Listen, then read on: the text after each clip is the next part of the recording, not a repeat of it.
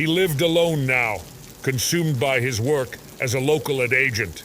He wasn't expecting any visitors, which raised questions and added to his annoyancy when the abrupt knocking continued. "Hello?" He answered the door, his voice gruff. Standing before him was a man he barely recognized. He was short, with short, black, disheveled hair and dull, lifeless eyes. Alan blinked, trying to place him. Then a flicker of recognition and a grin appeared on his face. "Lonny," he said, remembering him as a scrawny kid he used to bully. "Little Lonny McCollin, how the hell are you? It's been a long time." Lonny offered a weak smile. "I forgive you," he murmured in a low, monotone voice, holding out a small wooden box as a gesture of forgiveness.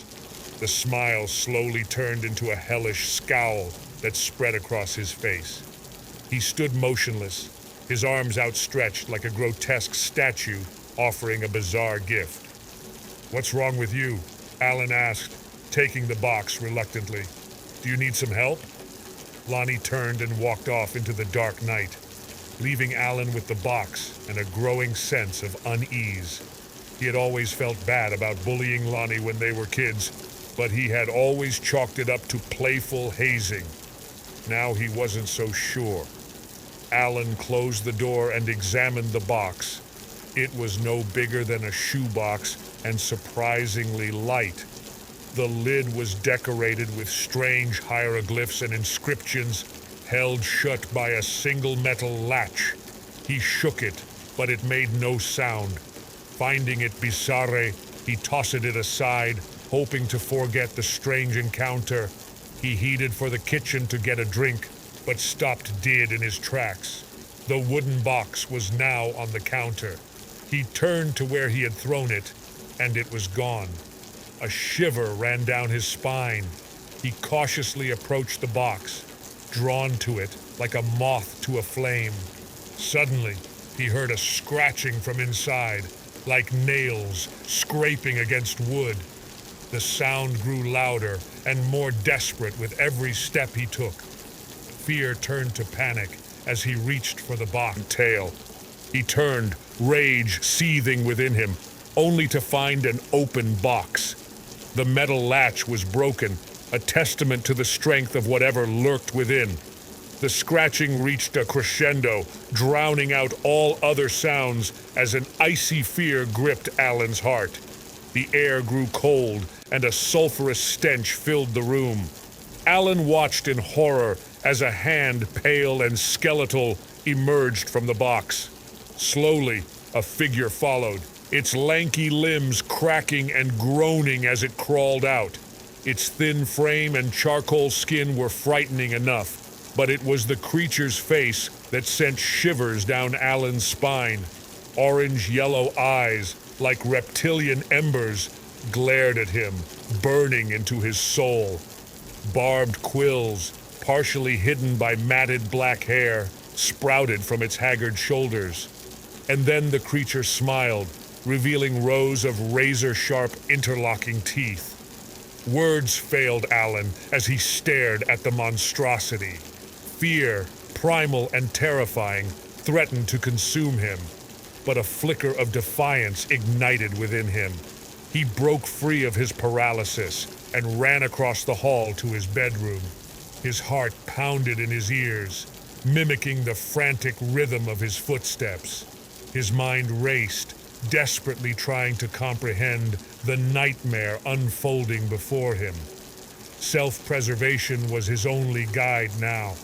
He slammed the bedroom door, trapping himself in a desperate attempt to escape. The windows were bolted shut, giving him nowhere to run. The creaking floorboards announced the creature's approach. With a final surge of adrenaline, Alan dove into the closet and grabbed the poker, his knuckles white. He could hear the creature scratching at the door, its presence a tangible weight in the room. The closet felt like a tomb, his fear a suffocating shroud. Alan knew he didn't have much time.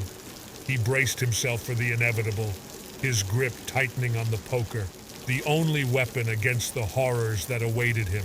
In the cramped closet, a sliver of light from the bedroom barely penetrated the thin vents on the door, providing little comfort in the encroaching darkness. Alan, armed with nothing but the fireplace poker and his dwindling courage, held his breath and listened intently. He could vaguely make out the shadow of the creature creeping closer, its movements as deliberate as they were terrifying. His heart pounded against his ribs, an erratic drumbeat reflecting his growing terror.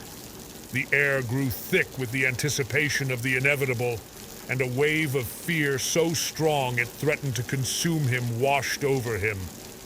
Suddenly, a warm breath grazed the back of his neck, sending a jolt of pure terror through him. The creature was in the closet. It was pacing back and forth just outside the flimsy barrier, the rhythmic scraping of its claws against the wood like a death knell. The creature let out a low, guttural growl, each sound a hammer blow to Alan's already shattered nerves.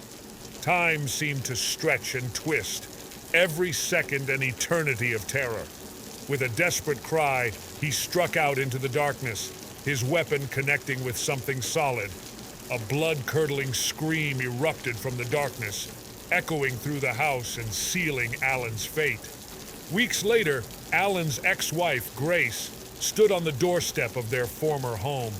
The silence had been deafening, broken only by the unanswered phone calls and the nagging worry that something was terribly wrong. A loud knock, like a thunderclap in the stillness, shattered the silence. She opened the door, her heart pounding in her chest. There stood Alan, a shell of the man she once knew. His eyes were vacant, without their usual sparkle, and his face was drawn, etched with lines of pain and fear. He held a small wooden box tightly in his hands, his fingers white-knuckled around it. "Alan, where on earth have you been?" Grace exclaimed, relief battling with a chilling sense of foreboding. "Everyone's been looking for you." He stood motionless, a monstrous grin slowly spreading across his face. "I forgive you," he rasped in a voice that was not his own. The small box, once an innocent offering, now pulsated with a disturbing energy. Grace stared at it, a cold fear seeping into her bones. She knew then, with a chilling certainty, that the man standing before her was no longer Alan. He was something else, something monstrous and terrifying.